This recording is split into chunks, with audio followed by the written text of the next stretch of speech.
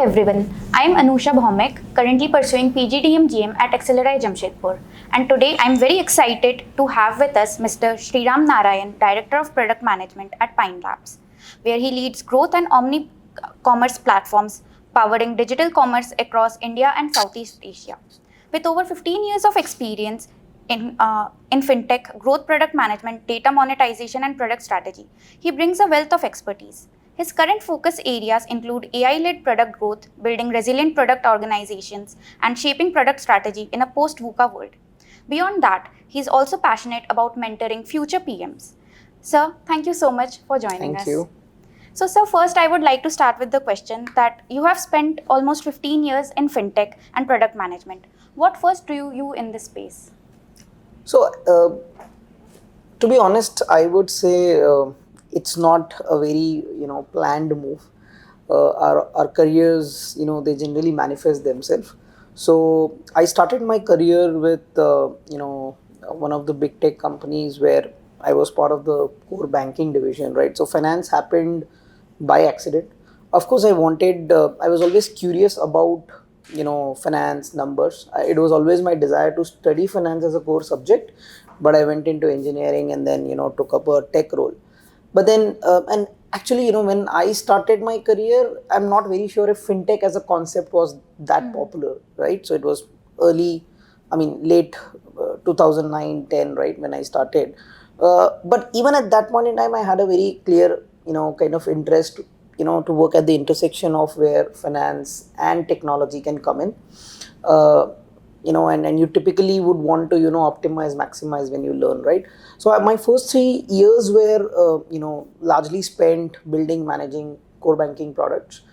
And I think that has been a great time because that's when I learned, how do applications work, right? And then banking is something that we all have heard of from our parents, right? It was always, especially in the Indian community, it was considered, very sacred, right? You had a, very good perspective that you heard from your earlier generations on going to a bank, from that statement, passbook generation to, moving to a internet-based banking, which had already picked up.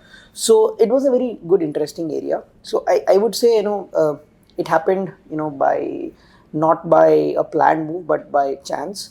But then, it all depends on how do you kind of use those kind of opportunities and build your career on top of that. I think very soon I realized I was more on the coding side of the world. I was managing applications, big volume applications, doing implementations for large banks. But while I did that, I was always very curious on how does product work, right? And some of the general products like, let's say, a loan repayment schedule, a deposit product, a CASA product, right? How do these work? And I remember, in my earlier days, because all I had was, I was very young, I was very afraid going to some of my seniors who were seasoned bankers and ask them because I thought they'll judge me.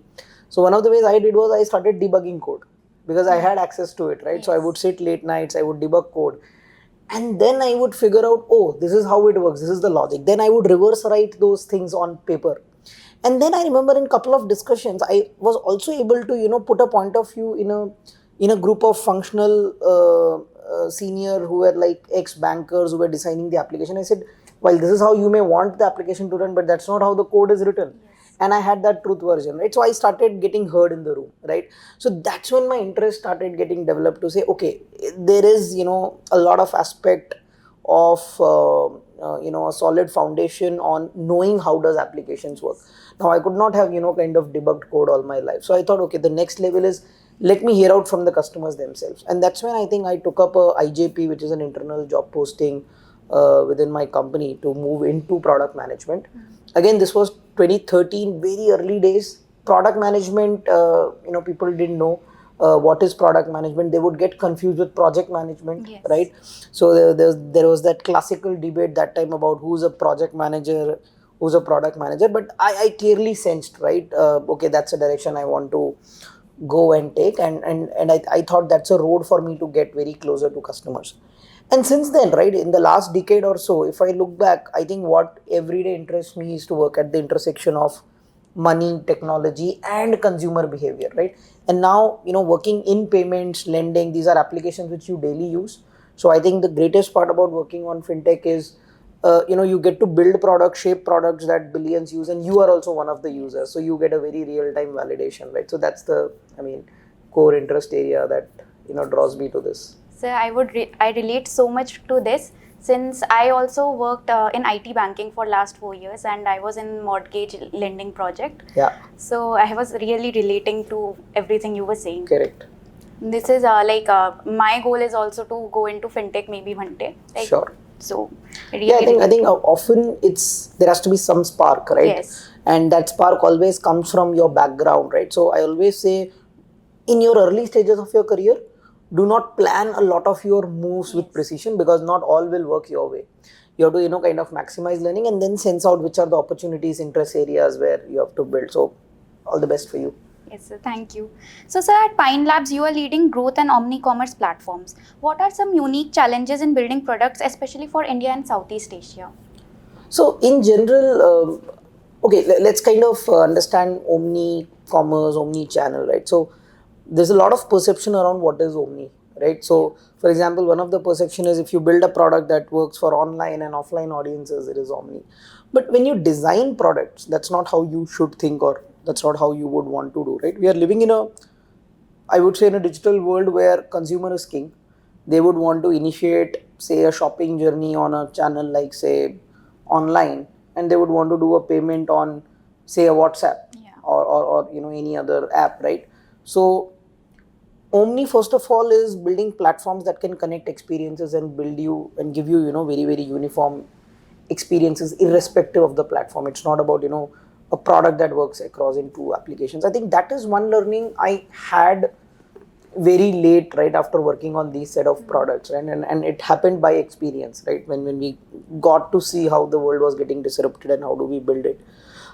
The second thing I would want to say is, one of the challenges is you need to know who are you building for, right? So when we say omni-channel platform, growth platforms, whenever there's a platform kind of a concept coming in, it means you're building a foundation. Right, the word platform comes, I think, from an analogy to the railway platforms, right? So it lays a foundation for a trains to come, and then it enables rail transport, right? So which means you have to build a foundation and then let products sit on top of it. But I think one of the classical mistakes is a lot of teams I've seen do not differentiate between that, and they would rush up into, getting into the end experience while the platform is not very well laid out. So let me, also put it this way, that you have to be very clear about what are your omni metrics, right, that you would want to drive. Is it a GMV? Is it an adoption? Is it something around, your products getting adopted across multiple channels? So that has to be very clear. And unless the foundation is not very well built, you should not get, distracted by that. And if I give you two examples, I think there are a lot of challenges around omni and platforms, especially in the adoption phase as well.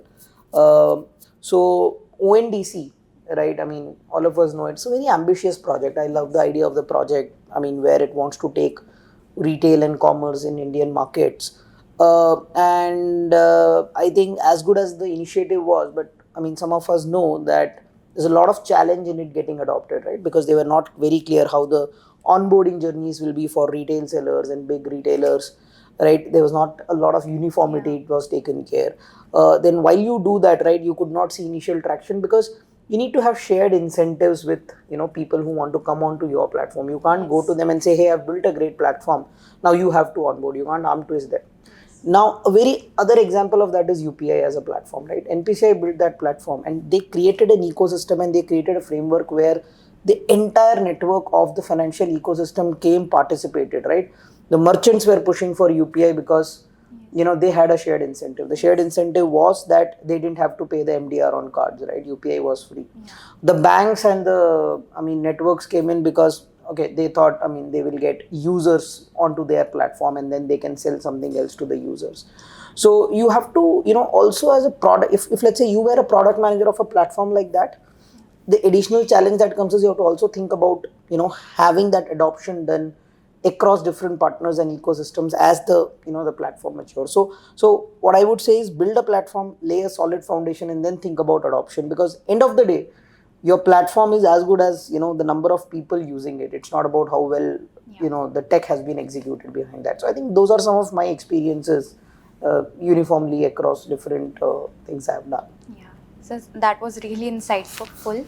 So, sir, could you share a pivotal moment in your career that shaped your approach to product? That shaped my approach to product. Yes. Let me kind of, take some liberty to, bring a few color to the question, right? So I think what you're trying to ask me is what shapes, my drive to do products, and what have been some of the key experiences. I think the first thing is it's a role that requires you to be highly accountable, right? And I like that, right, as a person. So it has to come individually, right, where you have to get into that perspective that you have to be responsible to rally a team, rally, set of people behind a common initiative. And the challenge is they might not be even reporting to you. Only product team will be reporting to you, but you have to take the tech along, design along, business stakeholders along, right? So you need to have extreme conviction. You need to have extreme passion to be a successful product manager. I think that is something that I believe I do have. Hence, I have, kind of taken this as a career and for over 15 years. The second thing is, I think one of the very soft aspects, right, which I would say it's not like a quantified aspect, is I think I'm able to make impact in the lives of people, right? When I say that, it's not just your customers or your consumers, of course that is there, but a lot of people in your organization also look forward to you, to, helping them solve, to let them deliver better. So I'll give you an example, right?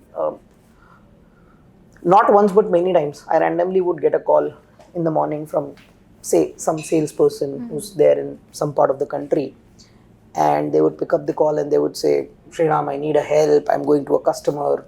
The application is not working, or they are saying that they will only give me the deal if ABC conditions met, or a very classic thing that comes to a product manager is, I've almost closed the deal. It's worth of, X millions, but the only, thing that the customer wants is they want these two features in the roadmap. Can I go and commit to them? Now, if you look at it and zoom back, right, what that person is trying to do, he's trying to do his job, right? He's trying to increase revenue for the company and get a customer. He's right in his job. But then he does not have the decision-making power, right? Hence, he would want to loop me in, right? So that's where I was saying, right? It is a sense of responsibility you get in. But then again, you can't get swayed away by that, right? You have to look at what are they asking. Is it in line to your product roadmap? Is it a right thing to commit? Is there a better alternative that you can suggest them?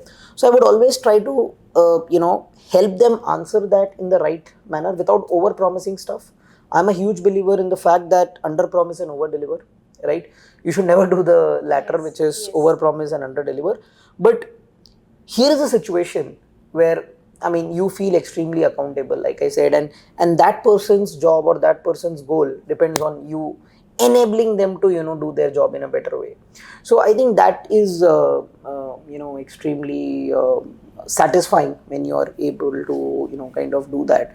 And of course, when I look back, the last aspect I would want to say what drives me towards product is, when I look back at especially the last 10 years of my 15-year career, you also feel very good that you have shaped certain products. You have taken certain hard decisions back then, which looked like you had upset a few stakeholders. You were challenged by a lot of people who think you didn't go right. But now when that, you connect the dot looking backwards, and those are products working in the industry, doing well, and you suddenly get a call from someone saying, hey, we built that product, so that kind of gives you a, joy of creation, right? So I'm personally, I believe I am a builder, right? So I have a builder's mindset, which means I want to build stuff.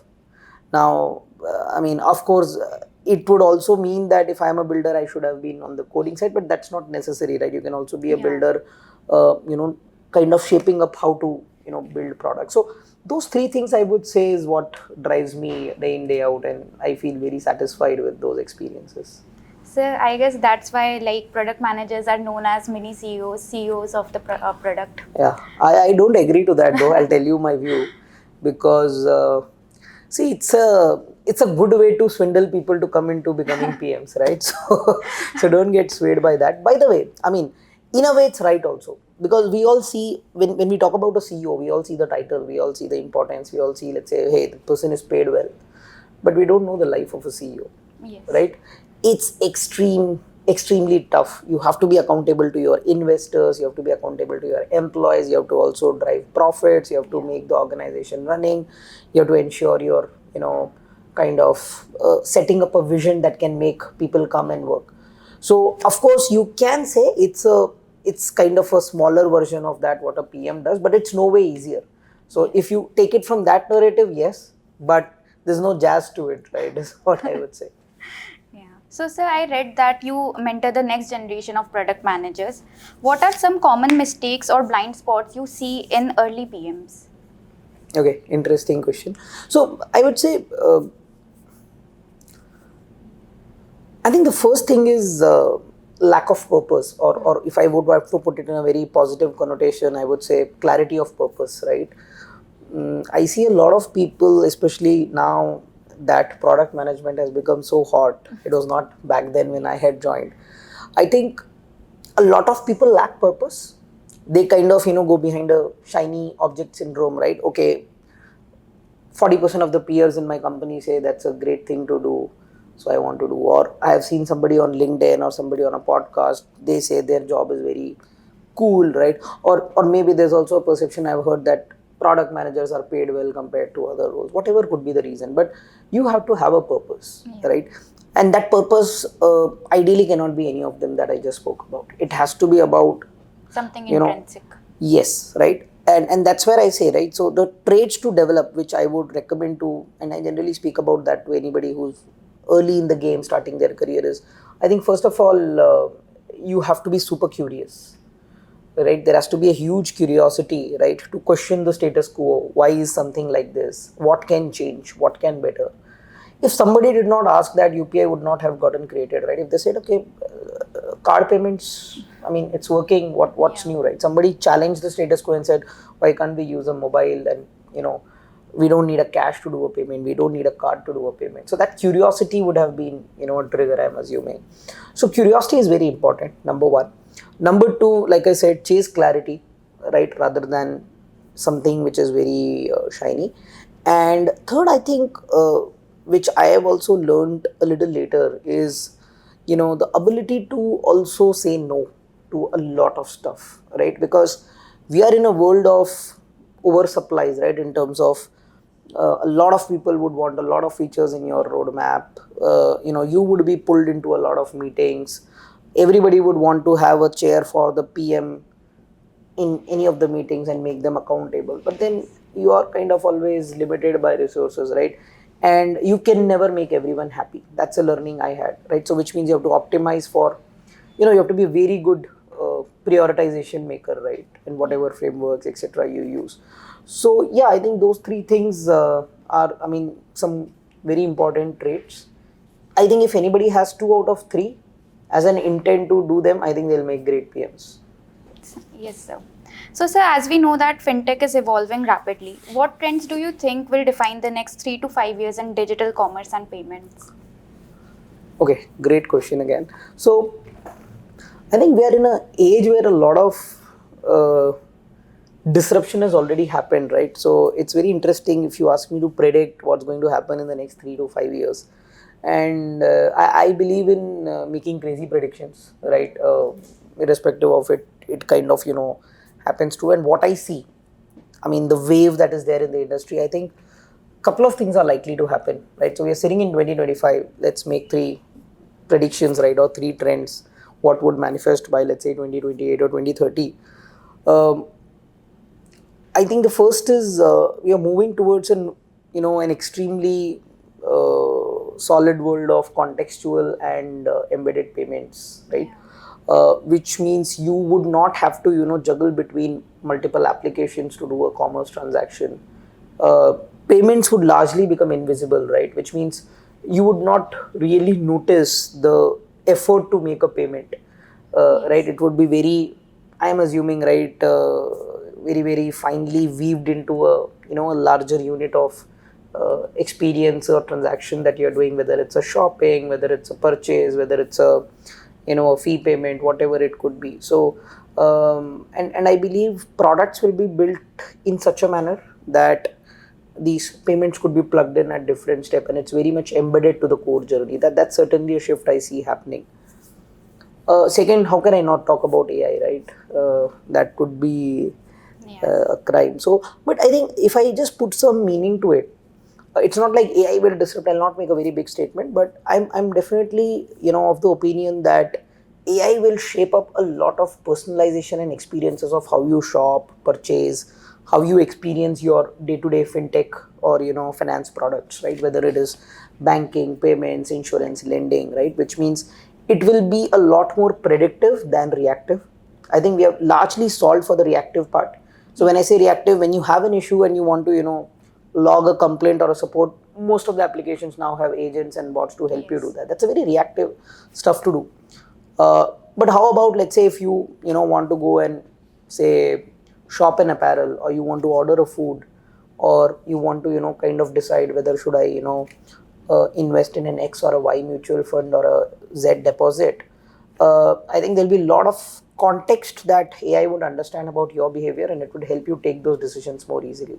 And the next step, of course, is also execute the action, right? With agents and all of them coming in.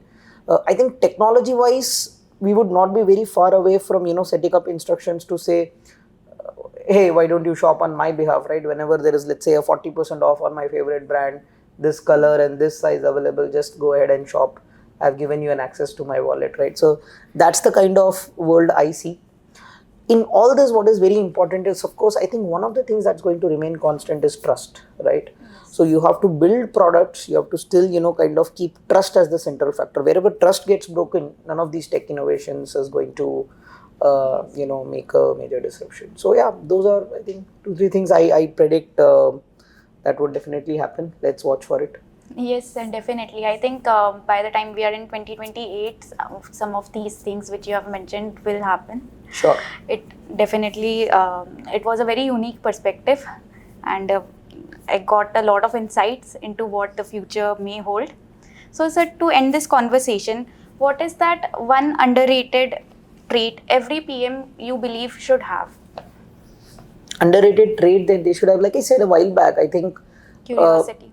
If I look back, right, and I kind of spin it off as what I would have advised my version of PM, say 8 years back, 10 years back, when I was just shaping up, I would say it's about the ability to chase for excellence, right, rather than chasing for being the smartest in the room. I think that generally happens when you're young, you're a PM, you're in a fast moving world, you would want to, show up, and you would want to, kind of present yourself as the smartest person, building cool stuff. While that is good, but it's very important to, kind of build that depth in those, foundational years. Right. And the second one, like I said, that the means to that is, of course, being very curious. Yes. Right. Figuring out the why. So I love a framework which is called as 5 levels of why, right? I've heard somewhere, right? And I love first principle thinking. So these are 2 undervalued traits I would want everybody to build early on. So just to explain very quickly, 5 levels of why is any perspective, right? So for example, if I just ask, why am I doing this podcast? Right? That's the first level of why. I'll say, okay, I'm doing this podcast because XLRI invited me. But why did XLRI invited me? XLRI invited me because they think I have a good opinion to share. Why do they think I have a good opinion to share? Because they would have heard me somewhere. Do you think I have something better to offer them? Right? So, I mean, that's a way of how do you think, right? Similarly, with first principle thinking, why does a product work this way? What could have been different, right? So I think these 2 are very, very golden frameworks. I can vouch for it that these are 2 traits if you build, this will stay on with time. It's not going anywhere. Whether an AI disrupts or any technology comes in, this will help you, stay grounded and yet rise. Sir, it was really, really very interesting to know your thoughts and your views. Thank you. And thank you so much for joining us for this conversation. I really enjoyed it, and I got to know a lot, and I hope to apply few of the suggestions, few of the insights you have given in my life, in my career. I'm glad to know that, and I hope, it's useful for all those who learn. Yes, Great yes. set of questions, by the way. Thank you. Thank you, sir.